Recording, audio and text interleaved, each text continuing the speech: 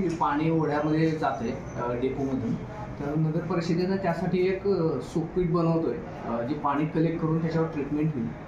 त्याचं काम ह्या महिन्याभरात पूर्ण होते. आपलं बाहेर पडणारा कचरा आहे तो बाजूचे जे ग्रामस्थ आणि ग्रामपंचायती आहेत आणि काही व्यावसायिकांना परस्पर रात्री कचरा टाकतात, त्यासाठी नगर परिषदेनं CCTVची यंत्रणा पण लावलेली.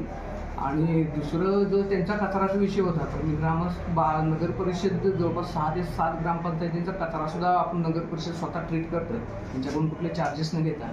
तर ग्रामस्थांनी सुद्धा स्वतःच्या कचरा स्वतःच्याच ग्रामपंचायतीच्या क्षेत्रामध्ये कसा तो विघटित होईल किंवा नगर परिषदेकडे देताना ओला सुका वेगळा करून देता येईल त्याची दक्षता घ्यावी.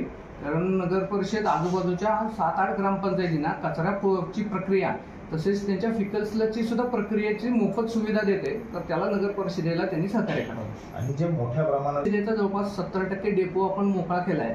त्याच्यावर आपण FSTP करणं, त्यानंतर सोलर प्लांटचं काम पूर्ण झालंय.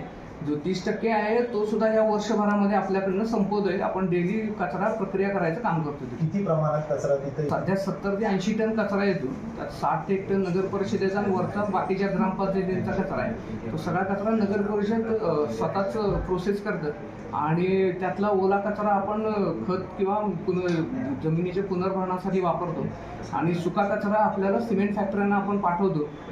आता पुढच्या महिन्यात आपलं स्वतःचं एक बेलिंग मशीन आणि श्रेडर युनिट पण तिथे लागते. आणि जो पाण्याचा विषय होता, तर त्यासाठी नगर परिषद त्यांना पाणी त्यांच्या ओढ्यामध्ये जाणार नाही याच्यासाठी स्वतंत्र टँक करून घेते.